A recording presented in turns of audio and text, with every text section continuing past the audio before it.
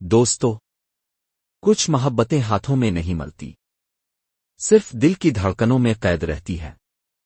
اور ایک دن ایک ایسا خط انسان کی پوری زندگی بدل دیتا ہے، جسے شاید وہ پڑھنا بھی نہیں چاہتا، مگر چھوڑ بھی نہیں سکتا۔ آج کی کہانی اسی ایک خط کی ہے۔ خاموش محبت کا آخری سلام۔ علی اور ندا، دو لوگ، دو دل، مگر ایک ہی احساس۔ کبھی بات نہیں ہوئی، مگر روز صبح کی ایک نظر ان دونوں کے لیے پوری دنیا تھی۔ ندا لائبریری میں وہی پرانا کونا پکڑتی، جہاں سورج کی روشنی کتابوں پر پڑھ کر ایک نرم سا چمک بناتی۔ علی کبھی لائبریری کا لڑکا نہیں تھا، مگر پچھلے 6 مہینوں سے وہ صرف ندا کی وجہ سے وہاں آ رہا تھا۔ وہ دن جب ندا نہ آئی، علی نے پہلی بار احساس کیا کہ خاموش محبت بھی دل میں درد جگا سکتی ہے۔ اگلے دن بھی ندا غائب، تیسرے دن بھی نہیں۔ علی بے چین ہو گیا۔ شام کو لائبریرین نے اسے زور سے پکارا، بیٹا، تمہارے نام کچھ آیا ہے؟ علی نے پلٹ کر دیکھا، ایک چھوٹا سا سفید لفافہ، جس پر اس کا نام ہاتھ سے لکھا تھا۔ لکھائی بالکل ندا جیسی تھی۔ لفافہ تھوڑا سا نم تھا، جیسے اسے تھامنے والی انگلیاں کانپ رہی ہوں۔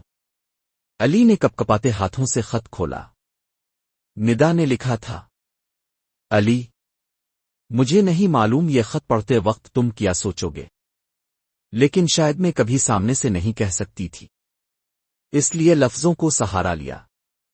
میں روز لائبریری تمہیں دیکھنے آتی تھی، تم مسکراتے نہیں تھے، لیکن تمہاری موجودگی میرے دن کو خوبصورت بنا دیتی تھی۔ میں دکھانا چاہتی تھی کہ میں کیا محسوس کرتی ہوں، مگر ڈر تھا، اگر تم نے منع کر دیا تو۔ اور یہ ڈر محبت سے زیادہ طاقتور تھا۔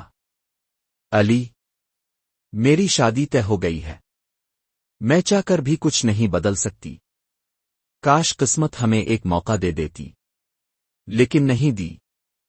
اگر زندگی نے ساتھ نہ دیا تو یہ خط میرا آخری سلام سمجھ لینا۔ ندا۔ ہر لفظ، ہر جملہ علی کے سینے میں چرا بن کر اتر رہا تھا۔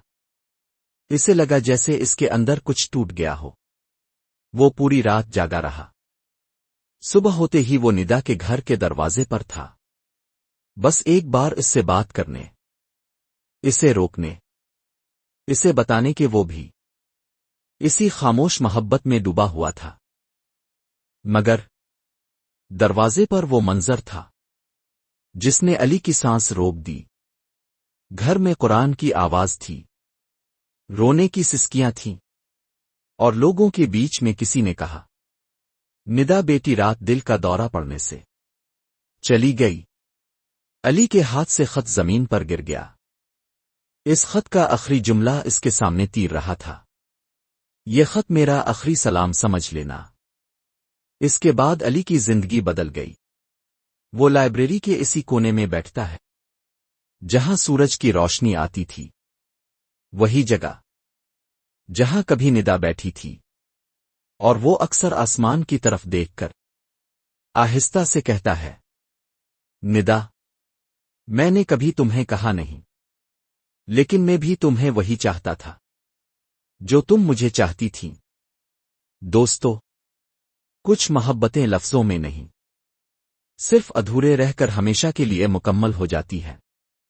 اگر کہانی دل کو چھو گئی ہو تو سنو کہانی پلس کو لازمی سبسکرائب کریں۔ اگلی کہانی محبت کی ایک اور شکل کے ساتھ۔